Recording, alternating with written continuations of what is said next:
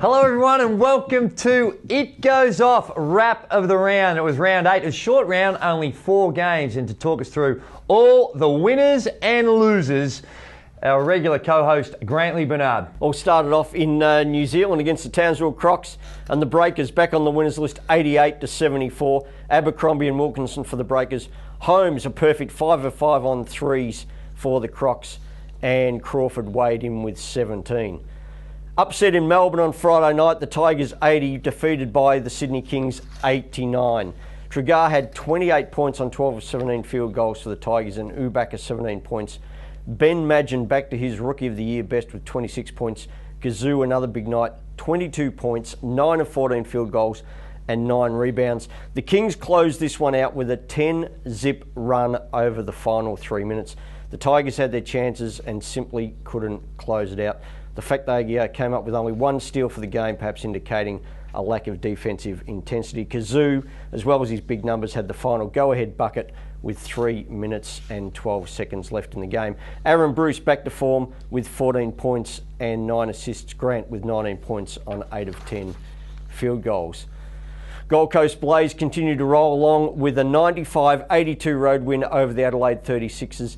Darren Ing with 20 and Johnson 19 and 11 for the Sixers.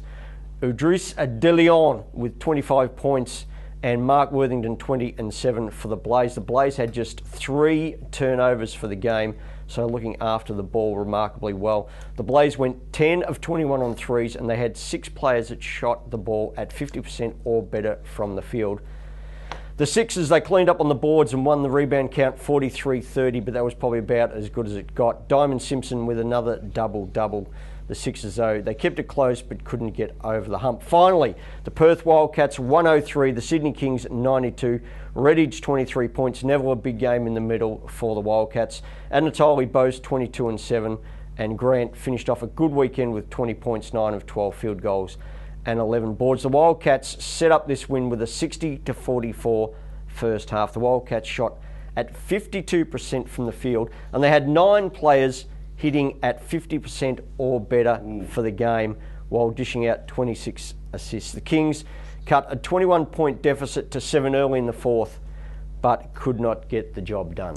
We saw the best and the worst of the Sydney Kings in round 8, there's no doubt about it, but after 8 rounds of NBL action, I think, Grantley, we have the top 4, which I believe will remain really for the rest of the season, or we'll figure in playoff action. Let's take a look at the NBL ladder. At the top of the table, we've got the Perth Wildcats going along brilliantly at 7 and 3. The New Zealand Breakers had to fight hard for their win on the weekend at 6 and 3. The Melbourne Tigers faltering at 6 and 4, still trying to find their mojo after the loss of Paddy Mills.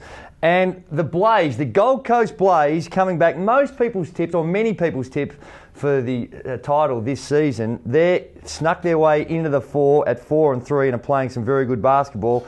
Then we got the Taipans hanging on at 4 and 4. The Crocs, Kings, Hawks, and the Sixers really struggling at the bottom of the table at the minute, albeit that had a tight one on the weekend.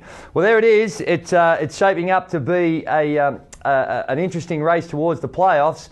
Still plenty more to come on the full version of It Goes Off. Check it out to see all the action and all the views, opinions, and in some cases ideas of Grantley Bernard in the It Goes Off Round 8 edition.